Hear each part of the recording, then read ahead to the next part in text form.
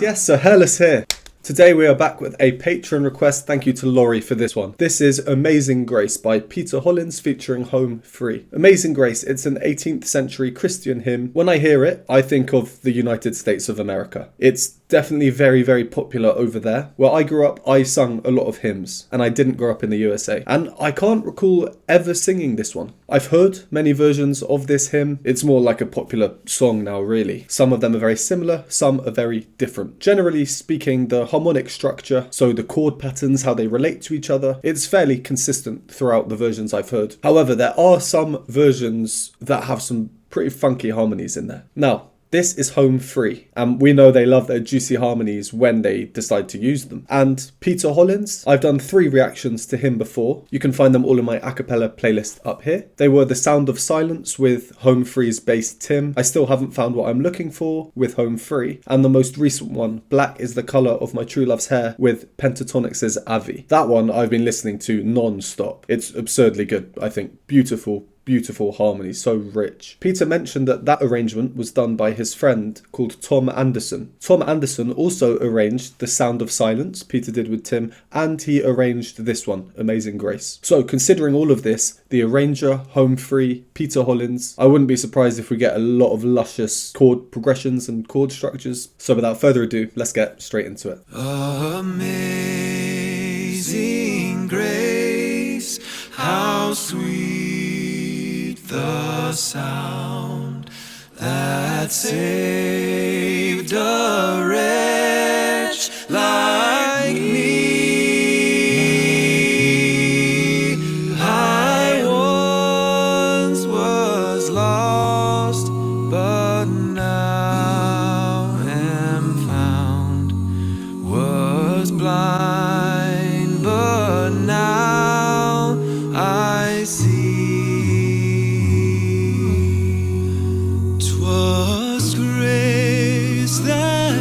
Alright, we have a key change here. Looks like Peter has a solo. You know what? There's already a lot I want to talk about just from that intro. Well, that first verse. So I think we'll do our first pause here. I'm liking the arrangement so far from that first verse. It's already got a mix of a lot of things. Let's go over and I'll pick out some of the more noticeable ones to me. If you don't want to hear my analysis, go to the timestamp here. Before we get into the music itself, the aesthetic. I like it. It reminds me of Home Free's Angels We Have Heard on High. For obvious reasons, the aesthetic is very similar. That was my highest rated Home Free performance I've seen so far, which also had super juicy harmonies in it. And the less going on visually, the more we focus on the music. So back to Amazing Grace, we start off in 3-part homophony, so they're singing the same words at the same time in the same rhythms as each other. Amazing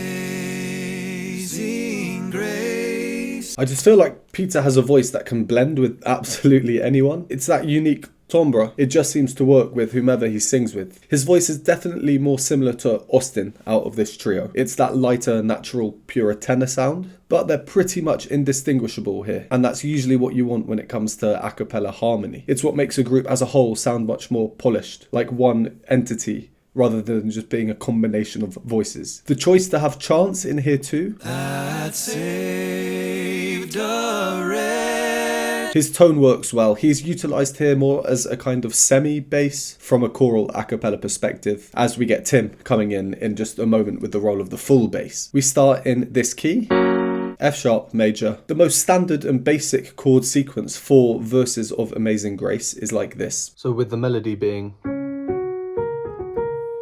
we'd normally hear these chords.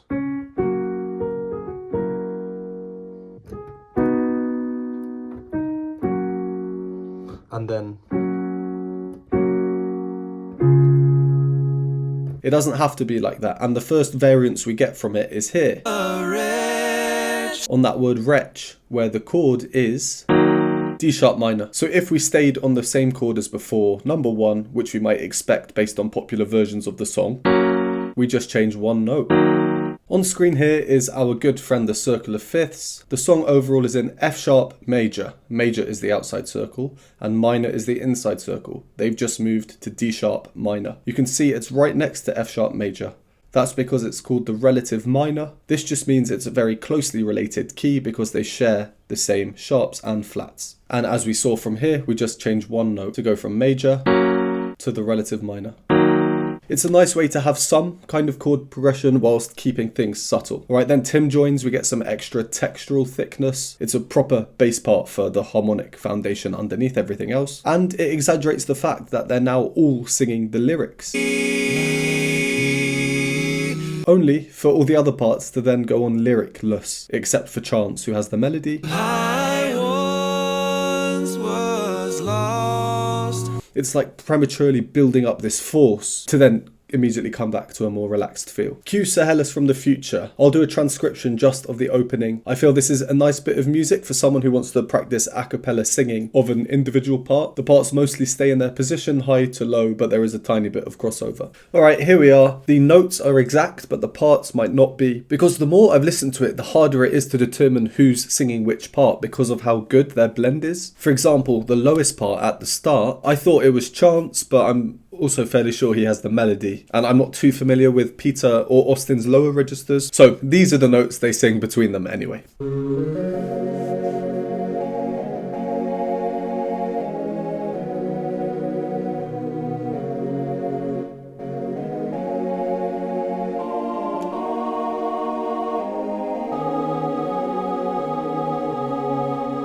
So we're in a nice calmer section now. We have ooze accompanying the melody. Here's an example of something small, just a small rhythmic change, which means that there are two chords used in place of one chord. But now Da-dum. It's crazy how much of an effect something so small has. I find it adds quite a bit of energy to a calm section. And in general, there are a lot of nice parts here. I like to try and listen to them individually when I can. And here it's Tim's part that really stood out to me. You will know by this point, I love chromatic inflections. Tim's part that we're about to hear, I kind of think of as having three characteristics. 1, scale, so moving up and down like a scale. 2, jumps. 3, chromatics. Listen out for it. It goes like this. So that's like a scale, and then that's the jumps that we have, and then chromatics, and then a scale to finish off. was blind, Scale, but now jump, I chromatic, see. scale down. What a nice way to underpin everything else we're hearing. It's this traditional harmonic movement combined with less traditional, respectful to the original hymn, whilst adding their own touch and bringing a kind of new life to it. And we hear similar things in other parts too. When Tim's doing that jump phase above him, we hear this chromatic phase in another part. Was blind, but now So this kind of hands over the chromatic baton to Tim, who then follows on with. And to really contrast this, and in turn exaggerating it, are the static oohs we hear above. but now I How traditionally angelic. Alright, fair bit to say from that first verse. Let's carry on. We got to, it looked like Peter was having a solo. 'twas grace that taught my heart to feel, and grace my fear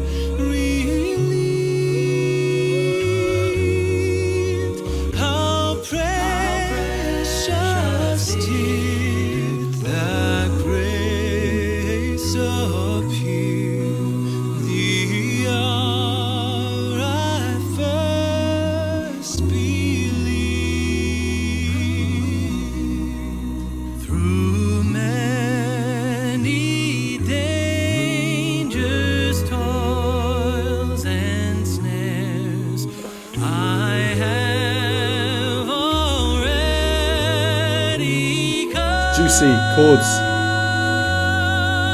'Twas grace that led me safe thus far, and grace will lead me home. The Lord has brought Oh, the juice. The filth. Good filth. Tim and Peter, it looks like now. Another key change. Let's pause there. This is a more significant key change, but I'll get back to that when we carry on. Looks like we may need to accommodate Tim's lower notes here. All right, well, let's go over what we've just heard there. From where we started. So Peter comes in. Again, I'm just pointing out how nicely his voice is able to blend with them. Was grace that taught my heart to feel. And speaking of blending, that blend he does on the top note on this F sharp.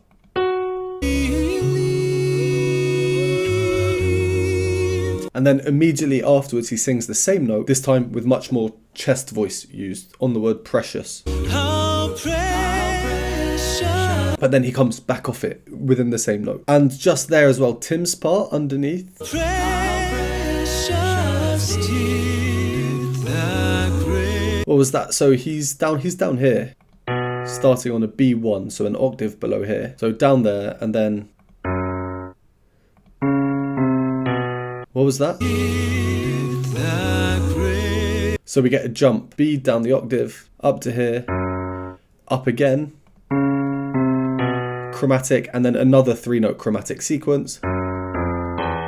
There's just too much going on. All right. So Peter's verse that we've just heard there, I feel like it's kind of split into 2 sections. Well, the accompaniment anyway. The first part is rhythmic focus. The second part is harmonic focus. So what I mean by that, first section, rhythmic focus. Listen to the funky rhythms that we hear going on. It's jumpy. We get a little lick in Austin. Grace that taught my heart to feel. Da-da-da-dum. It's a mix of equal homophony versus subtle cross rhythms. And then the next section, suddenly the harmony gets more juicy. We're hearing more non-standard chords. You can think of them as more like jazz notes, kind of. And grace my fear. The rhythms become more standard now, so naturally our focus is more on the harmonies, on the notes themselves, which in turn allows more attention for the type of harmony we're hearing. We have these soaring falsetto upper parts.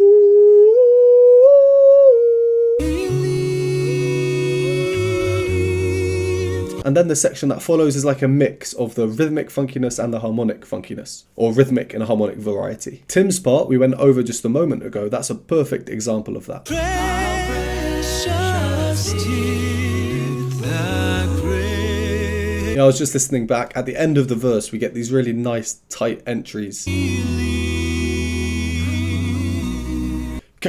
That's pretty much as percussive as things go because there's no beatbox. It's a huge contrast to Peter's sustained note, vibrato, to finish the verse. Then we get Rob's verse. No key change here, no need. This is perfectly in his range. Now this is filth. Good filth. Juicy, rich. Through many dangers toiled. Ugh. Tim's part, again, just kind of funking up and down about the place. A very cool foundation to have underneath everything. Many dangers toiled. Yeah, he knows it. So he goes. He doesn't need to do this jump. Without the jump, it's a chromatic inflection. But the jump is there just for a bit more. I feel like there's a lot of soul in this verse. The harmonies, just sublime. Very similar, again, to Angels We Have Heard on High. So it's no surprise that I'm liking this a lot. I have already come. Also, on the note of there being no beatbox, this is why the bass part is so important. Because in addition to providing the harmonic rock underneath everything, and usually keeping things moving that way, it's also a percussive element. If you listen to Tim, it's constantly dum-dum-dum. Something that Avi is so good at, and Jeff from Voice Play, for example. And then here, a lovely F sharp from Rob. It's mostly a flat tone, no vibrato, but then he grows into it. He's using a full chest voice compared to Peter's blend earlier.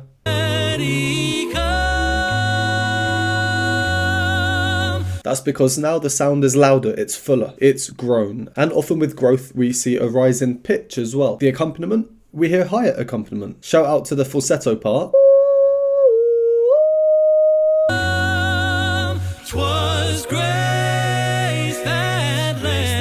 We don't get high falsetto too much with Home Free. Having Peter here obviously helps. Who's singing that high part though. I would say Austin, but it could be Peter because Peter's range is ridiculous and he has a great falsetto as we've seen. But it could also be Adam. I mean, it could be any of them, but here I think it could also be Adam. I'm inclined to think it's Adam. No, Peter maybe. I don't know. Sometimes I think it's best to be left guessing. Alright, okay, well, we're hearing some nice juicy things here. Let's go from this key change just before Tim comes in. As I briefly mentioned, it's a significant key change. That's because we went from...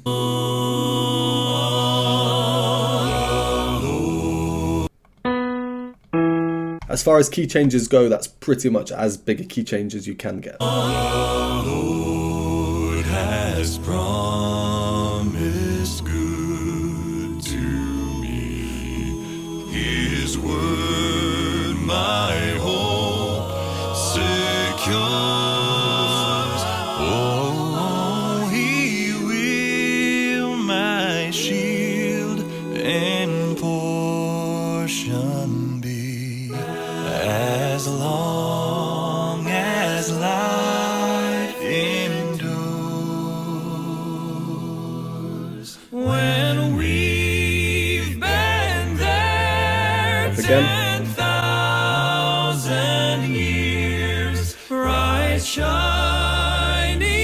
as the sun, we've no less days to sing God's praise than when we first begun.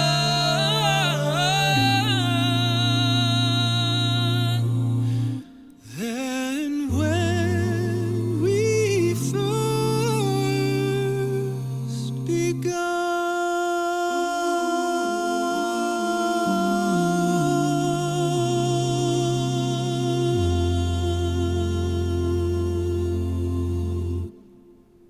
Wow. Yeah, great arrangement there and execution could not be better. Home Free must really enjoy working with Peter. It's like just having a sixth member who's been working with them for years, it sounds like. All right, well, let's just go over a handful of small things from that last section. So from that key change before Tim's entry, we got this massive build-up, really, really growing, and then again, like we saw before, suddenly coming off. Our Lord has It's like a mini surprise. It also highlights the fact that the melody is now sung in unison in octaves, Peter and Tim. Then in comes the juice a bit after that. His word my, Just there's this part that sticks out to me.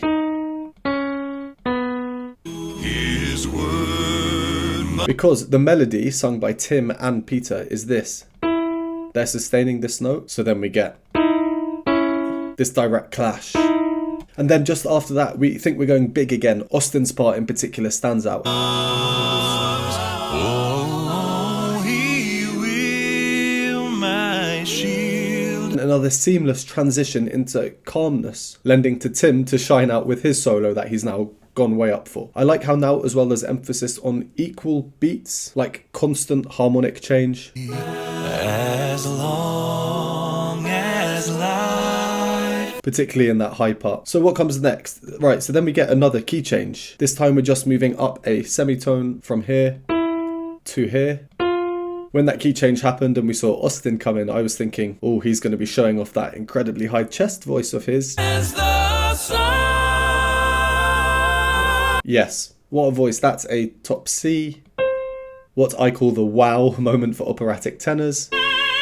And immediately after that, we get a nice duet between Austin and Peter. Well, not really a duet, but a synergy between them. We've no less days. I mean, Peter's part is really high in itself. He's singing here. You know, that's well towards the top of a tenor range. And their voices just work so well together. We've no less days. And underneath there as well, we hear some more of this scrunchiness. No less days. Oi, what was that? So we heard this, which I think in the context was this. The major seventh note. And then clash there underneath. Then this bit. Then when we Phew, filth. And then a very exaggerated suspension for some added tension. first begun.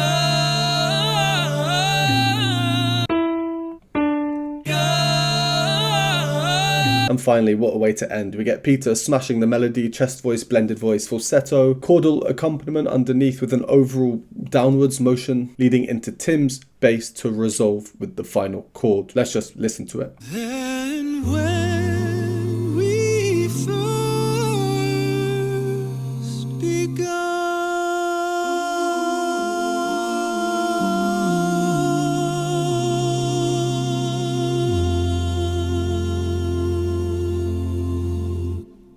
Amazing Grace, Peter Hollens and Home Free. Yeah, really like that one. Great arrangement. Peter Hollens works so well with them. He's just got that voice that seems to work with everyone and blend with everyone. I feel like it's Christmas time again, going over hymns, just like we saw with some of Home Free's other ones, like Angels We Have Heard on High. Traditional in the sense that they're not deviating too far from the hymn. There's no beat, for example. But also we have modern elements in there, particularly with the harmony, with the rhythmic varieties. A great combination of old and new. And shout out to the arranger Tom Anderson. I've heard a small number of his works and I've loved everyone. Well, let's leave that there. Thank you again for this recommendation, and as always, thank you to everyone for watching. Would appreciate a like and subscribe. Comment down below other performances by Home Free or Peter or both that you'd like me to react to in the future. If you enjoy my content, want to support me, join the community, vote on future polls, you can do so by joining the Patreon or YouTube memberships linked below, and I will see you next time.